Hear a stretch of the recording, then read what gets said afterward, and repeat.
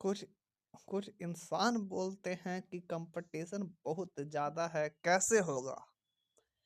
आप एक बात सोचिए कि फैक्ट्री को दिमाग से निकाल कर कोई दूसरा सेक्टर चाहे प्राइवेट सेक्टर में ही कोई कंपनी में जाना है जो बड़ा लेवल पे है जैसे गूगल है, फेसबुक है, माइक्रोसॉफ्ट है, रिलायंस है, अडानी ग्रुप है या फिर और भी जो भी है कंपनी उसमें जाना है। क्या कोई ऐसा कंपनी है जिसमें कंपटीशन नहीं है, जिसमें दौड़ नहीं है, जिसमें एक दूसरे से कंपटीशन नहीं है, लड़ाई नहीं है। हर चीज़ में आप देखिएगा कंपटीशन होता है। हर इंसान की ज़िंदगी में एक चीज़ सोचता है कि उससे अपने अंदर के हुनर से वो अगला जो व्यक्ति है, उससे बेहतर निकले। इंसान कंपटीशन वो नहीं समझते हैं कि एक चीज़ है कि आप पढ़ रहे हैं तो हो जाएगा, नहीं। कंपटीशन उसको कहा जाता है कि आप एक सेक्टर के अलावा कुछ दूसरे सेक्टर में भी हैं तो कम से कम 100 में कम से कम 20% आपके अंदर उस चीज़ का हुनर होना चाहिए, अलग सेक्टर का। क्योंकि ऐसा बहुत चीज़ में देखा गया है कि पढ़ाई के अलावा और भी बहुत कुछ जो है किसी कंपनी में वो देखा जाता है।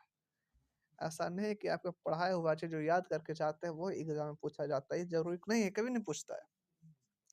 क्योंकि एग्ज़ाम में जब बैठता है तो बहुत सारे इंसान पढ़ कर आते हैं।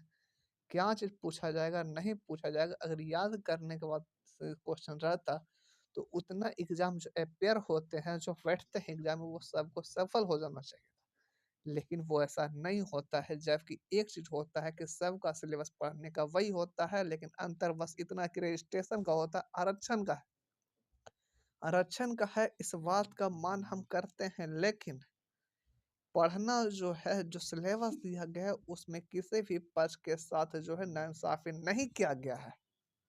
ये बात बिल्कुल सही है और आपको लगता है कि कंपटीशन इतना है, नहीं होगा।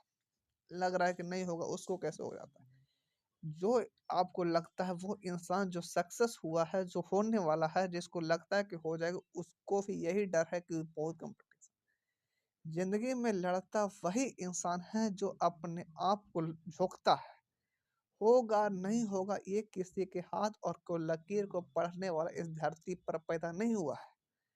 कोई भी इंसान डॉक्टर या हो भी वो उसको जब वो उसको बीमार पड़ता है तो उसको भी इतना औकात नहीं कि अपना इलाज वो खुद कर सके, वो किसी और के पास से जाता है। तो आप समझ सकते हैं किसी के भाग्य और किस्मत को पढ़ने वाला नहीं है कोई, आप अपने आप पर खुद रहिए, मेहनत कीजिए तभी कुछ होगा, अन्यथा नहीं होने वाला है।